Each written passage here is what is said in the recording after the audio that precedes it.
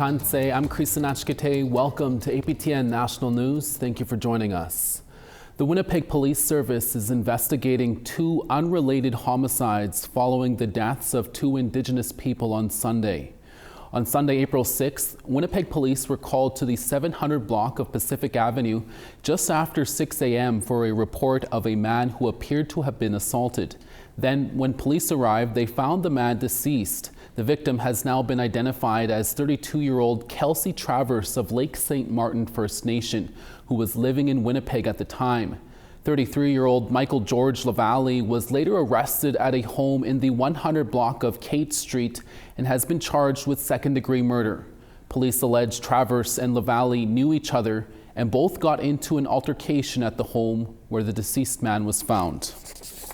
Then at 8:40 a.m. on Sunday, April 6th, a 31-year-old man went to Winnipeg Police Headquarters and turned himself in for an unrelated warrant. During processing, police said new information emerged that led officers to the Quest Hotel in the 300 block of Ellis Avenue. When they arrived, they found a 34-year-old woman dead.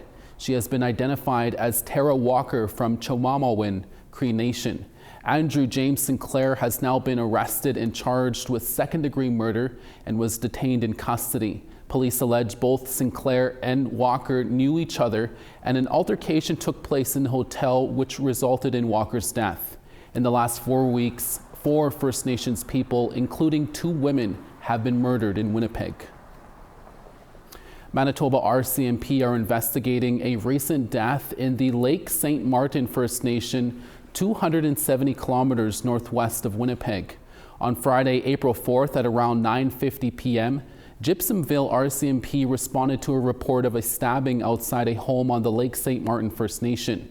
When police and EMS arrived, they found a 22-year-old male with critical injuries. He was pronounced deceased on scene. Then on April 5th, the following day, a 19-year-old male was arrested without incident.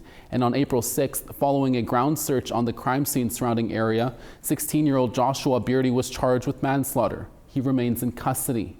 RCMP Major Crimes continues their investigation this week. The sex abuse trial for former Dances with Wolves actor Nathan Chasing Horse in Las Vegas, Nevada has been postponed again. On Monday, a judge moved the trial date to August 4th. The 48-year-old alleged cult leader was arrested and indicted in early 2023.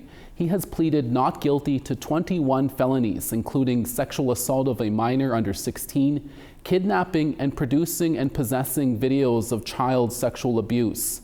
If convicted, Chasing Horse could face decades or life in prison. Prosecutors say Chasing Horse, who was known as Smiles-Lot in the 1990 Oscar-winning film Dances with Wolves, used his fame to gain access to vulnerable women and girls for decades as a self-proclaimed Lakota medicine man. Craig Muller, Chasing Horse's lawyer, said he needs more time to prepare witnesses. A First Nation on Vancouver Island has broken ground on a development that could house dozens of families. Construction is well underway on a multiplex for families in Sayout First Nation, which is on the Saanich Peninsula. CTV's Anna McMillan has that story. The groundbreaking ceremony may have been this morning. 1, 2, 3, go. But construction is already well underway on new homes in Sayout First Nation on the Saanich Peninsula. It's a very proud time for us to be providing housing for our people. By early next year, these 4 foundations will have transformed into a multiplex that Sayout's chief says could house well over 100 people. It starts from home, right? And it just creates prosperity for our people. And that resonates into the community. Abraham Pelkey says Sayout has roughly 89 families on a wait list for subsidized housing. There's severe overcrowding for our people.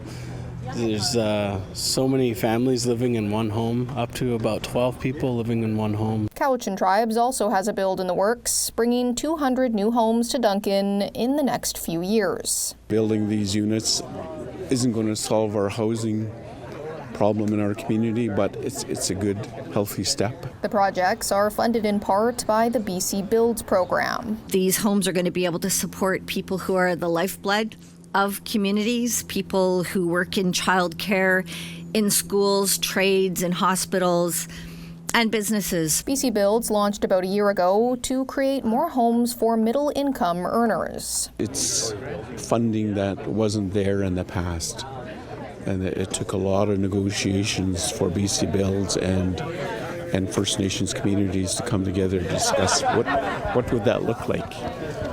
Because in history, it was just the federal government that built homes in our communities. Pelkey says the projects serve as an example of what partnerships can accomplish. That housing list will substantially go down from amazing partnerships like this. Breaking ground on a path forward to keep chipping away at the housing shortage on Vancouver Island.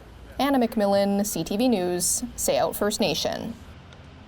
Last week's ice storm shut down power to close to 1 million households in southern Ontario. It happened more than a week ago, but continues to wreak havoc in some First Nations.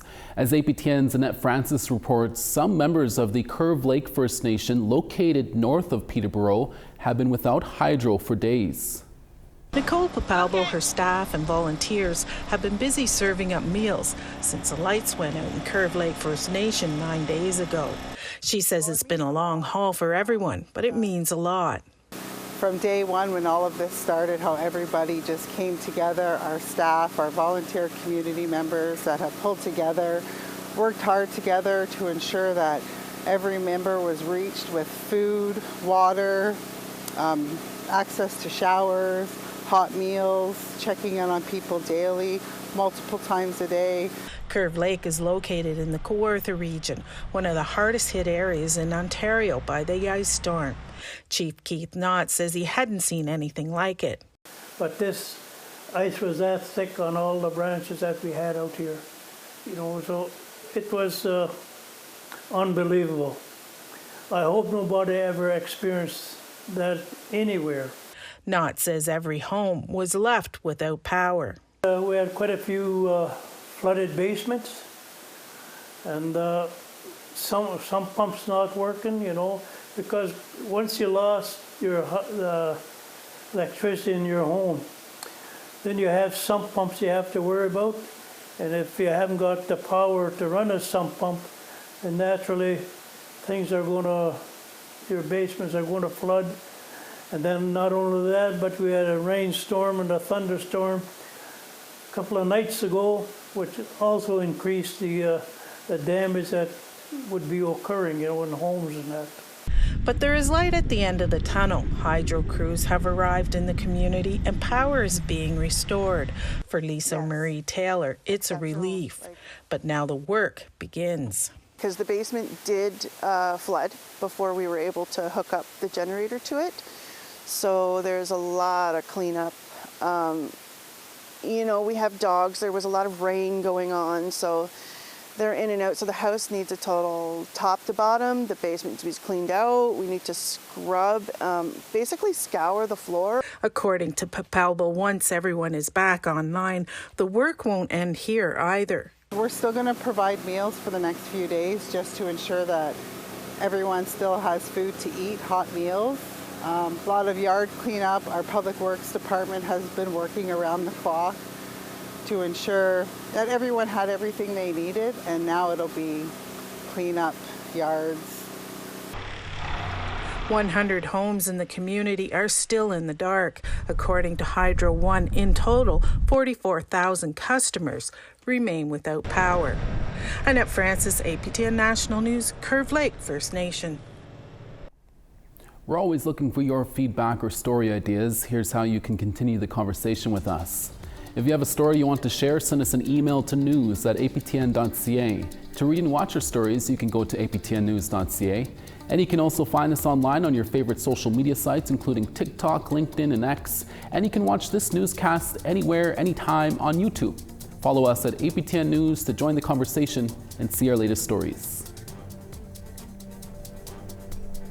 The Man-Win Hotel is up for sale in Winnipeg. We'll tell you about the price tag that is raising a few eyebrows. We'll be right back.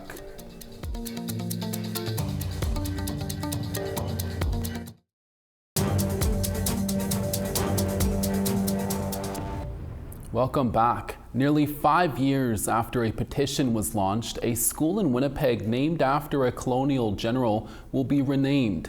While many are commending the change, a Manitoba Métis Federation minister is concerned about the erasure of a dark chapter in history.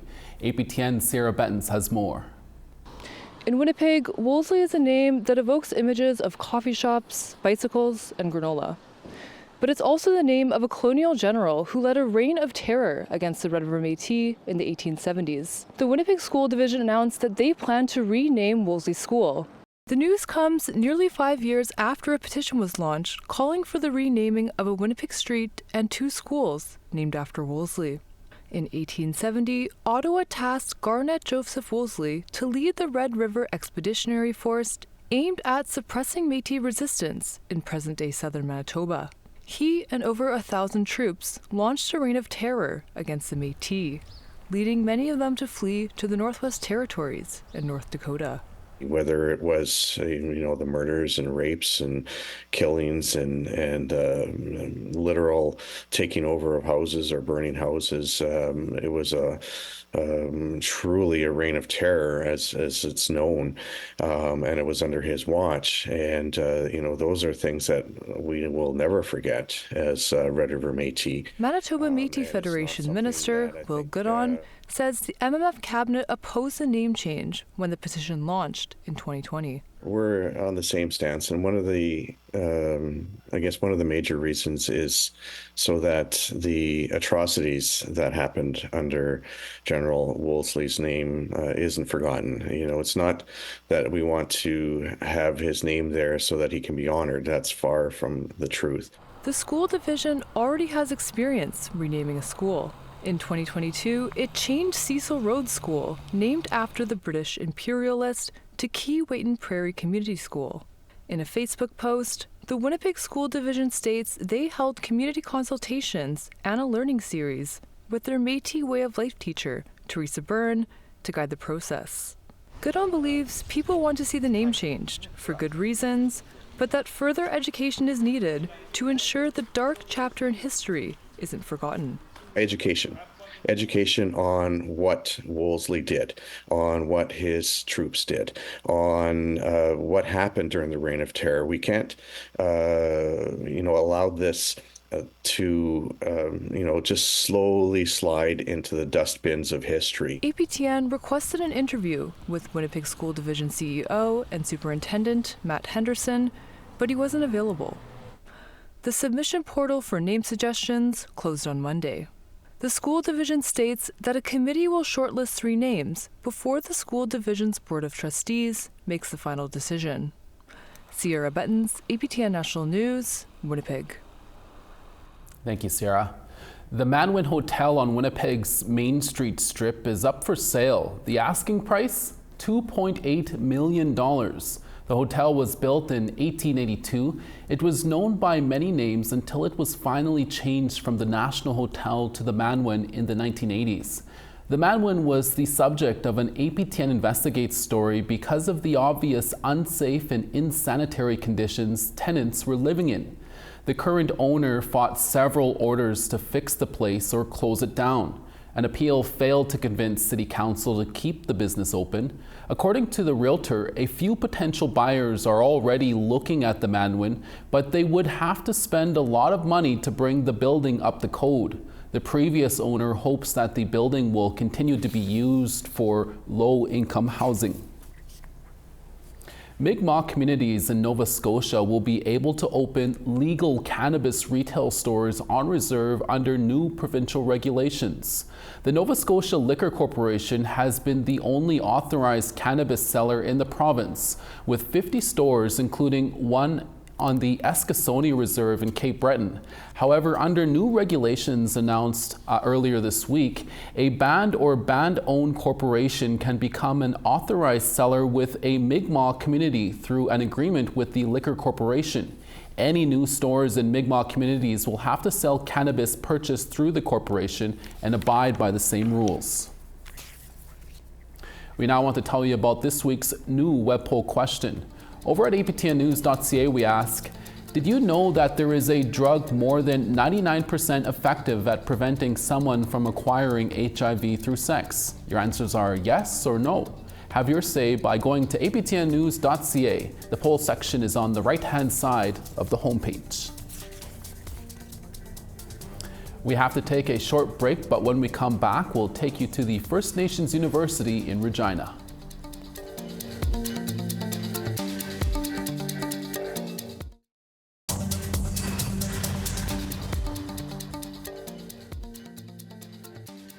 Fredericton 1, Charlottetown -1.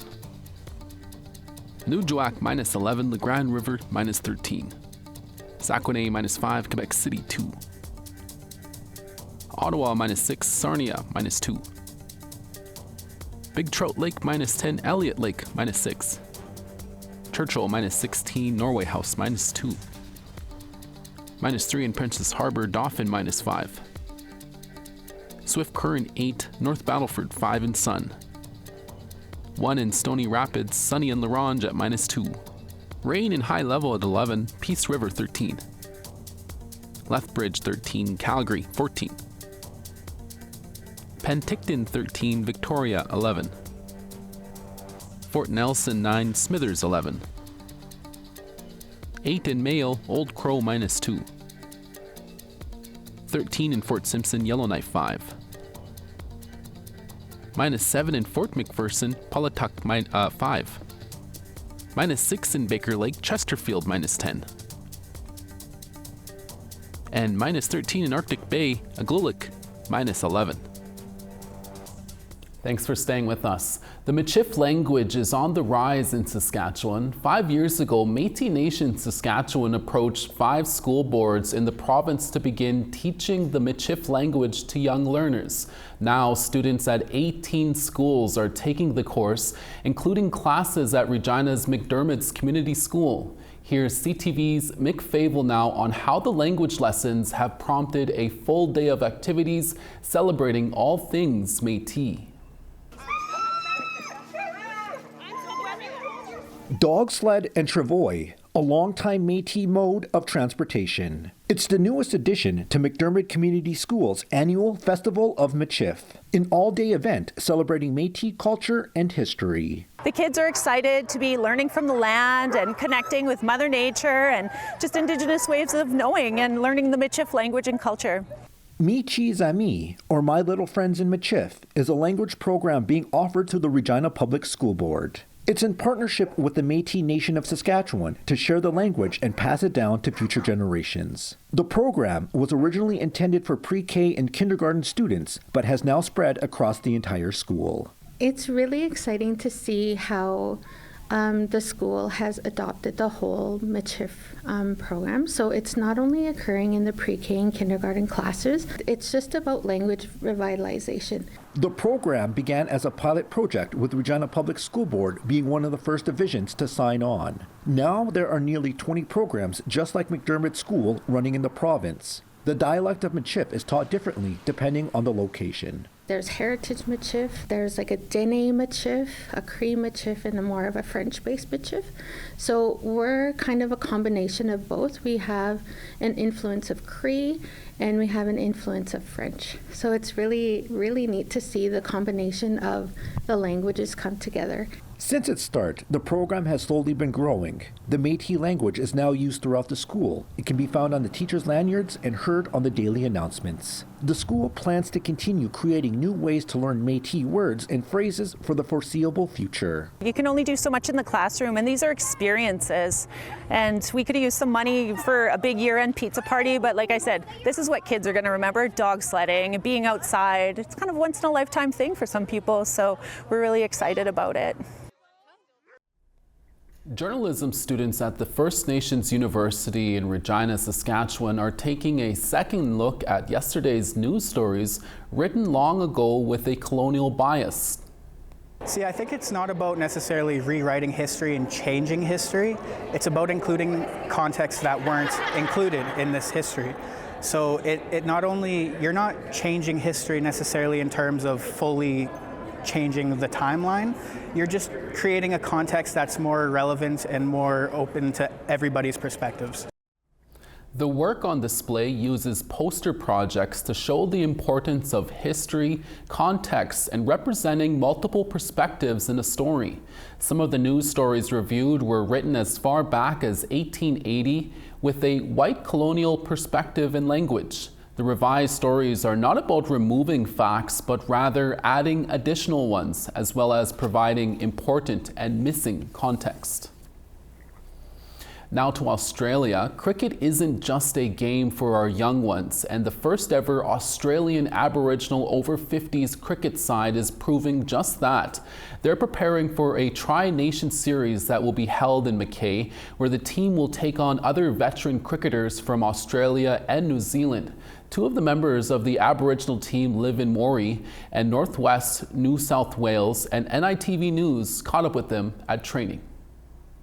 Moree men Daryl Smith and Alf Newman are getting ready to play international veterans cricket, practicing after work at their local nets. The pair have tasted victory in their youth, playing in an all-Indigenous team that was the best in the district. Yeah, it would have been early 90s. 5 grand finals straight, and yeah, it was a pretty good achievement. Now, fast bowler Alf is set to open the bowling in the Tri-Nations series in Mackay.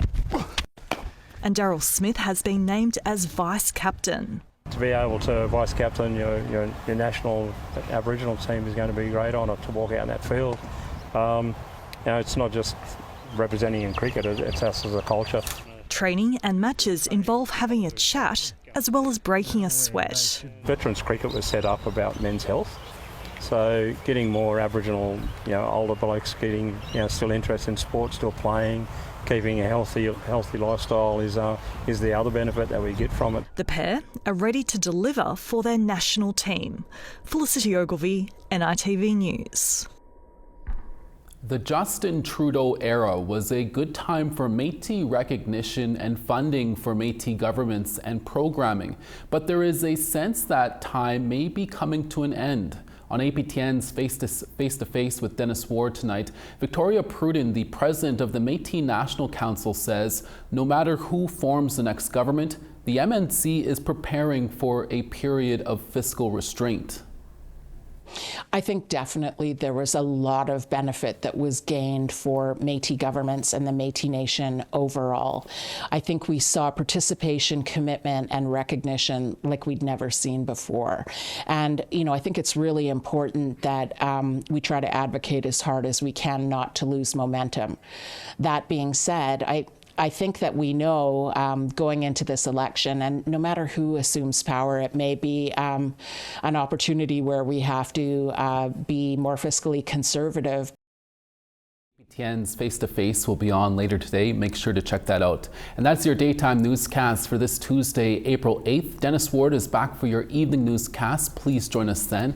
From all of us at APTN National News, hi miigwech masicho kwana. Thank you for watching, and we'll see you again. Ekse.